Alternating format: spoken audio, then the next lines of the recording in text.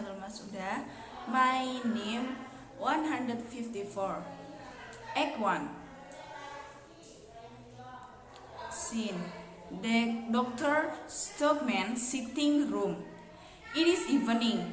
The room is plainly but neatly appointed and furnished. In the right-hand wall are two doors. The farther leads out to the hall, the nearer to the doctor's study. In the left-hand wall, opposite the door leading to the hall, is a door leading to the other rooms occupied by the family.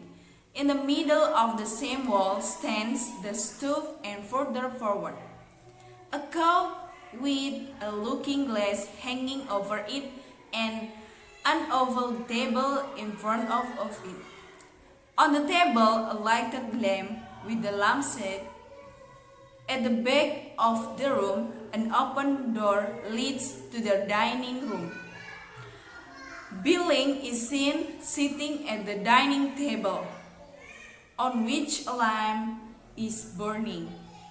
He has a napkin tucked under his chin, and Mrs. Stockman is standing by the table, handing him a large plate full of roast beef.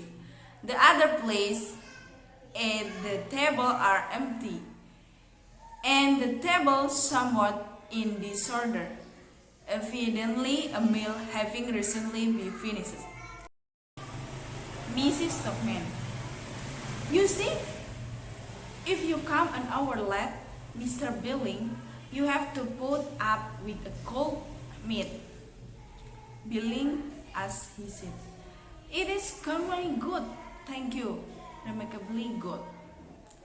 Mrs. Stockman: My husband makes such a point of having his meals punctually, you know. Billing: That does affect me a bit, indeed. I almost think I enjoy a meal all the better when I can sit down and eat all by myself and undisturbed. Mrs. Stockman: Oh well, as long as you enjoying it. Thrown to the hall door listening. I expect that is Mr. Hofstad coming too. Billy: Very likely. So, Peter Stockman come in. He wears an overcoat and his official hat and carries a stick. Peter Stockman: Good evening, Catherine. Mrs. Stockman, coming forward into the sitting room. Good evening. It is you? How good of you to come up and see us. Peter Stockman: I happen to be spacing, and so looks in the dining room, but you have company with me, I see. Mrs. Stockman, a little embarrassed: Oh no, it was quiet by then he's come in. Hurriedly, won't you come in and have something too? Peter Stockman: Oh, No, thank you. Good gracious, hot meal at night, not with my digestion. Mrs. Stockman: Oh, but just once in a way. Peter Stockman: No. My dear lady, I stick to my tea and bread and butter. It is much more wholesome in the long run, and a little more economical too. Mrs. Stockman smiling: No, you must not think that Thomas and I are spendthrift. Peter Stockman: Not you, my dear. I will never think that of you. Point to the doctor's study. Is he not at home? Mrs. Stockman: No, he went over for a little turn after supper. He and the boys. Peter Stockman: I doubt if that is a wise thing to do. Listen. I fancy I hear him coming out. Coming now. Mrs. Turner. No, I don't think it's he. A knock is heard at the door. Come in. Hofstad comes in from the hall. Oh, it is you, Mrs. Hofstad? Hofstad. Yes, I hope you will forgive me, but I was delayed at the printers. Good evening, Mr. Mayor. Peterson, bowing a little distantly. Good evening. You have come on business, no doubt. Hofstad. Partly. It is about an article for the paper. Peter Stockman. So I imagine.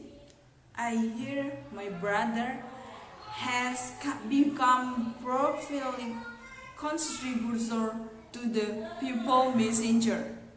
Hofstad. Yes, he is good enough to write in People Messenger when he has any home truth to tell. Mrs. Stockman to Hofstad. But won't you? Going to the dining room. Peter Stockman. Quiet! So quiet so. I don't blame him in the last as a writer for addressing himself to the quarter where he will find the readers simply. And beside that, I personally have no reason to bear any ill will you pepper Mr. Hofstad? Hofstad, I quite agree with you.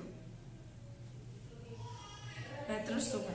Taking one thing with another, there is an excellent spirit of tolerance in the town, an admirable, municipal spirit, and it all springs from the fact of our having a great common interest to the unit as an interest that is in an equally high degree the concern of very right-minded citizens. The buts, yes, Peter Stockman, exactly.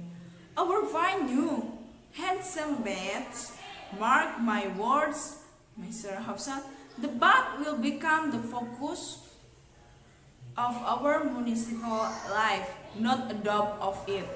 Mr. Stockman, that is just what Thomas says.